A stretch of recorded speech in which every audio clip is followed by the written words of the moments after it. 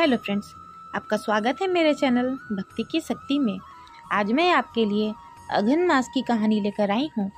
अगर आपको ये कहानी पसंद आए तो कमेंट बॉक्स में विष्णु भगवान की जय अवश्य लिखें। और यदि आप मेरे चैनल पर नए हैं और अभी तक आपने मेरे चैनल को सब्सक्राइब नहीं किया है तो प्लीज़ सब्सक्राइब कर लें और बेल आइकन पर प्रेस कर दें ताकि मेरे नए आने वाली वीडियो की नोटिफिकेशन आपको मिलती रहे। एक नगर में एक राजा रहते थे। वे राजा बहुत ही कंजूस थे। उनके दरवाजे पर कोई भी आए किसी को एक भी दाना तक नहीं देते थे। राजा हमेशा सोचते थे कि किसी को एक मुट्ठी दान दे दिया तो धीरे धीरे मेरा सारा धन अनाज नष्ट हो जाएगा। फिर मेरे बच्चे क्या खाएंगे? फिर मेरे बच्चों का क्या होगा और उनके बच्चों का क्या होगा? एक दिन की बात है, राजा ने अपने मंत्री से पूछा कि तुम बताओ मेरे पास कितना धन है? मेरे धन से मेरी कितनी पीढ़ियां बैठकर खा लेंगी? मंत्री कुछ देर तक सोचता रहा। फिर वो राजा से बोला, महाराज, आपके पास इतना धन है कि आपकी आने वाली 7 पीढ़ियां बैठकर खाएंगी, तब खत्म होगा आपका ये सारा धन। आपकी 7 पीढ़ियों को कोई परेशानी नहीं होगी। तब राजा सोचते हैं कि मैं इतना कंजूस हूँ, फिर भी एक दिन मेरा सारा धन खत्म हो जाएगा। मेरी 7 पीढ़ी से आगे की पीढ़ी क्या खाएगी? अब क्या होगा? इसी चिंता में राजा खाना नहीं खाते। तब रानी ने कहा, क्या बात है, आप भोजन क्यों नहीं कर रहे हैं? राजा बोले, कुछ नहीं, मुझे भूख नहीं है। फिर रानी बार बार खाना खाने को कहती है तो राजा थोड़ा सा खाना खा लेते हैं। इसी तरह कई दिन बीत गए और राजा धीरे धीरे बीमार हो गए। तब रानी को बहुत चिंता होने लगी कि राजा को क्या हो गया है। एक दिन की बात है, राजा के दरवाजे पर एक साधु महात्मा आए तो रानी बाहर निकल कर आई और साधु बाबा से बोली कि मेरे पति तो किसी को दान नहीं देते, लेकिन अभी वो सो रहे हैं, इसलिए मैं आपको अन्न दान देती हूँ। फिर रानी ने साधु बाबा को अन्न दान दिया और बोली, मेरे पति 1 महीने से बीमार हैं, पता नहीं उन्हें किस बात की चिंता है। बाबा बोले, अपने पति को बाहर बुलाओ।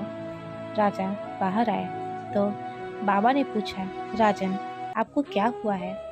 तब राजा ने बताया कि बाबा, मेरे एक मंत्री ने बताया कि मेरे खजाने में इतना धन है जिससे मेरी 7 पीढ़ी बैठकर खा सकेगी। तो बताइए बाबा, मेरी 8वीं पीढ़ी का क्या होगा? वे क्या खाएंगे? मुझे यही चिंता है। तब बाबा बोले कि जंगल में एक बूढ़ी माँ रहती है। वह बूढ़ी माँ प्रतिदिन भीख मांगकर खाती है। आप उनके पास जाएं और अनाज लेते जाएं। आपकी समस्या वो बूढ़ी माँ हल कर देगी। राजा सोचते हैं कि वह मेरी समस्या को हल कर देंगी। लगता है वह मुझे धन देंगी। राजा ने एक बोरा अनाज ले लिया और जंगल में गए। जंगल में जाकर बूढ़ी माँ से राजा और रानी ने कहा, माई, हम आपके लिए अनाज लाए हैं, आप रख लीजिए। बूढ़ी माँ बोली, बेटा, मैं तो रोज मांग कर लाती हूँ और खाती हूँ। रानी बोली, माई, तो कल खा लेना। बूढ़ी माँ ने कहा, कल का कल देखा जाएगा, मैं आज अन्न मांग कर लाई हूँ। मैं इतने अनाज को कहाँ रखूँगी? आप अपना अनाज ले जाइए।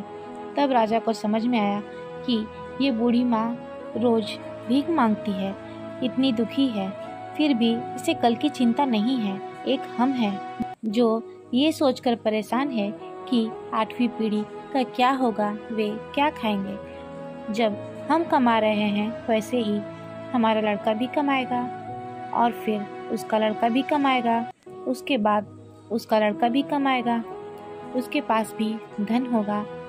फिर राजा ने सोचा, अब से मैं भी दान करूंगा और अपना धन धर्म कर्म में लगाऊंगा। ऐसा सोचकर राजा अपने महल वापस आ गए और वापस आकर राजा ने बहुत बड़े यज्ञ का आयोजन किया। बहुत सारे संतों को आमंत्रित किया। राजा ने उस बूढ़ी माँ को भी बुलाया। बूढ़ी माँ आई। जब सब संत भोजन कर रहे थे तो उस बूढ़ी माँ ने एक संत के पैर पकड़ लिए और बोली, ये मेरे प्रभु हैं, आप मुझे वचन दीजिए कि मैं बैकुंठ में वास पाऊँ। यह सब देखकर राजा बोले, माई यह क्या कह रही हो? तब बूढ़ी माँ बोली, ये मेरे प्रभु हैं, इन्होंने मुझे बैकुंठ ले जाने का वचन दिया है। राजा ने पूछा, बैकुंठ क्या है? तब बूढ़ी माँ बताई, जो लोग दान पुण्य करते हैं, पूजा पाठ करते हैं, भजन कीर्तन करते हैं, उन्हें बैकुंठ प्राप्त होता है। ऐसे लोग मरने के बाद भी सुख भोगते हैं और जो पापी होते हैं उन्हें नरक में दुख भोगना पड़ता है।